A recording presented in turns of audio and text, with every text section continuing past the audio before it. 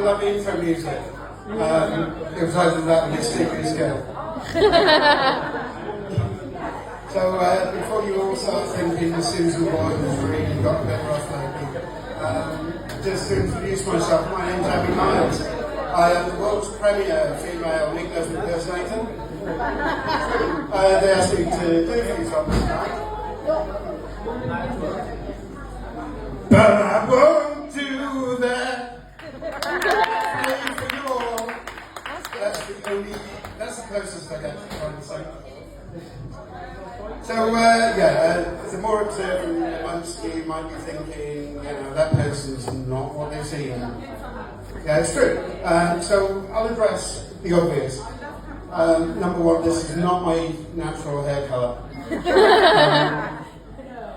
Secondly, I'm not auditioning for the world's least glamorous drag queen. And this is most definitely not my comedy gimmick.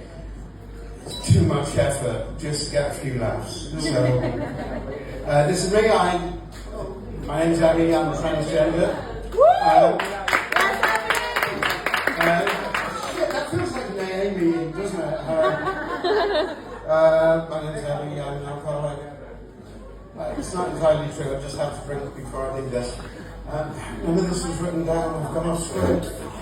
Anyway, so I'm transgendered, and I've had a lot of challenges with it. Not least of which is finding shoes that fit. That's a nightmare. And it's true. My mum keeps giving me these catalogues. Try these. Oh, I'm not 70. The worst of it all, though, is the fact early days I had to just constantly keep coming out to people and telling different people the same thing constantly.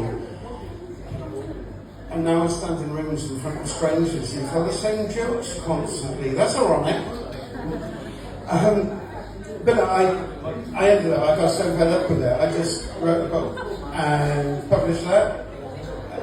So anyone interested in reading it, why not? It'll make me a tenner a time, so it's great. and it's weird, since this whole thing, conversations have got weird now. I've learned more about makeup and hair in 18 months than I ever thought possible. One day I might actually put some of it into practice. And it's weird being of a certain age, because all of my close friends, much like me, are on HRT, but for them, they're going through the menopause. I'm going through puberty again. As if I wasn't annoying enough already. Really, it's hard work. It's not as fun as it sounds at all. I lost my track. We come back.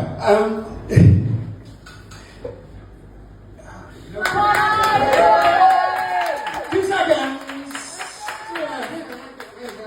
Anyway, so it's like being back in my teenage years. I'm glad to know that will be the first time I should lose my track. There'll be more. So it's really weird because now I can go from being the horniest teenager in the world to be an evil hell bitch in less time than it takes to eat a tub of Ben and Jerry's. Believe me, I've eaten a few in my time. Before anyone says anything. Anyway, enough about that nonsense. Like all good, angry, angsty teenagers, and believe me, most of the time I'm about 2 weeks from locking myself in my bedroom and listening to Morrissey. I may feel teenage, but my music taste hasn't caught up yet.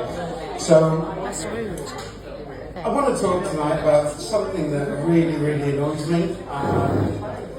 And it's stupid, it's trivial and petty, but I really hate people spoiling movies for me.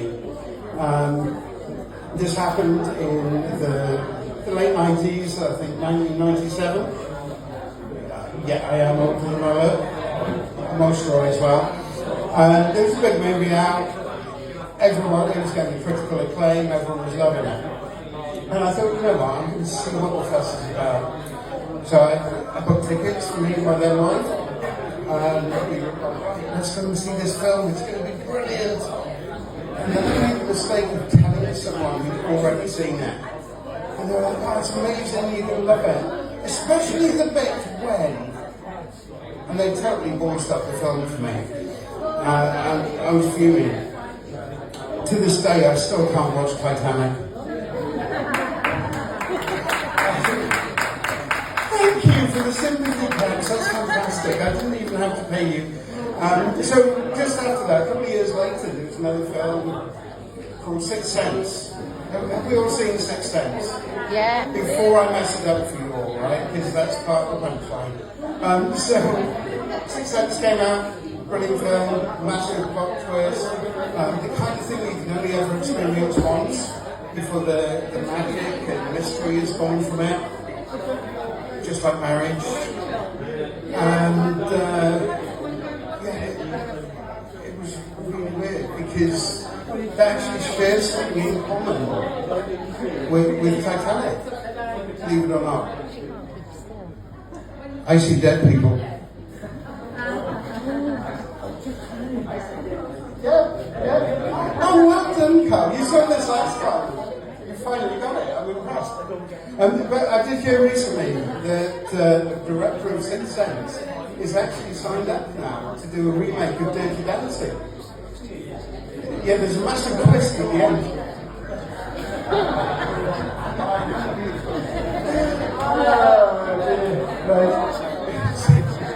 So the whole movie scholar thing is taken on a whole new dimension now. Yeah, you've got your teenagers and early 20s and we'll sit and watch a 2-hour review of a 90-minute film on YouTube. Don't get that. But it did get me thinking, because everyone's like trying to become some sort of expert by watching like YouTube and TikTok and things like that. Talking loud. When I'm thinking about a certain scenario, and I'm just going to share that with you this evening. And it's, yeah, my trauma is your trauma. I'm sharing this, right? So imagine the scene. You've got a young boy and a young girl in love. Titanic. They've been dating a while, and they decide it's finally time. They're going to have their first special moment together. So they very slowly, while the sound guys cue up the song, set the scene. It may even be slower than that. Imagine the scene, if you will. So the camera is alert, the lights are low. The Marvin Gaye is playing in the background. Gentlemen, thank you later. It'll work. And the Tesco finest Prosecco is chilling in the corner. And things start getting a little bit hot and heavy. They start getting close to that moment, so they move the action upstairs, they go up, they go into the bedroom, she lies on the bed. She's ready, she's good to go. And suddenly he says, give me 5 minutes, I need to check something. So he grabs his phone, nips off to the link, brings up a certain artistic adult website, and just gets a few hints and tips, because he hasn't got a clue. And 10 minutes later he comes back, here she is on the bed, completely unsatisfied by him, anyway. And he just looks at her and goes, going home. So a few weeks later, a few days later, after lots of groveling apologies and texts, they decide they're going to try this all again. So we sing this set again.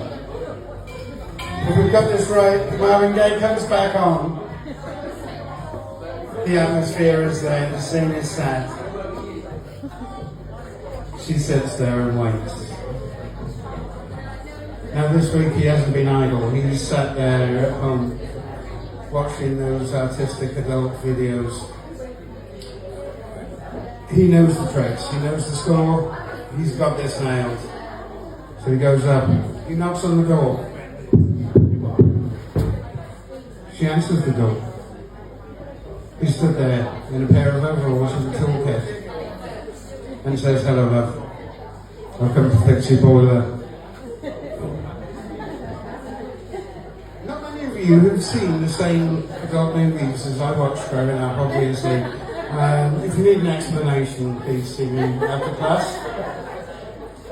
So, I did actually get offered a big break in the artistic adult movie industry many years ago.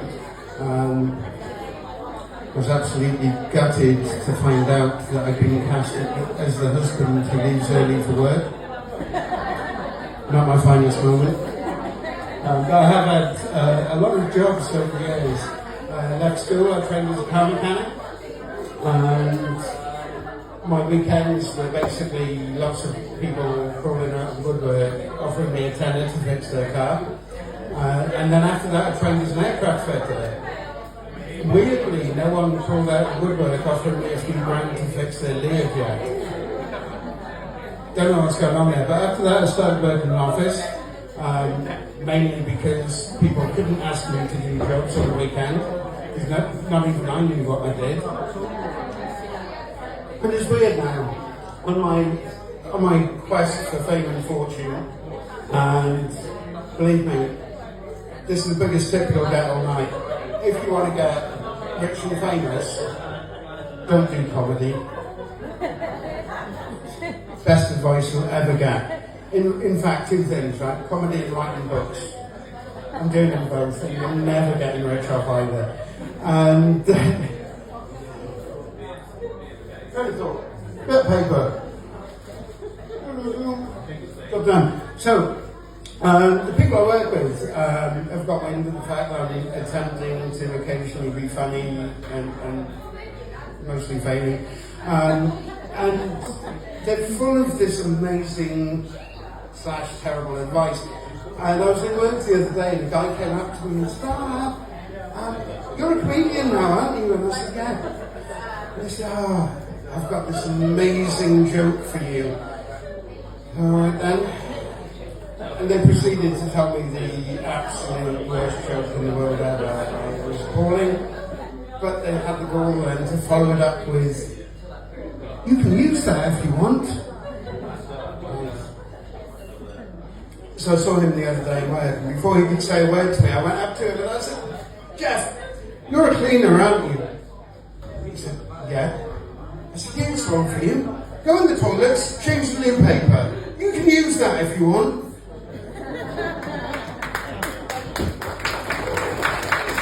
Thank you, ladies and gentlemen. So, before I go, I'd like to end on an absolutely terrible joke which causes as much offence to as many people as possible. As you notice, my set is mostly quite clean and fairly PG, apart from the porn.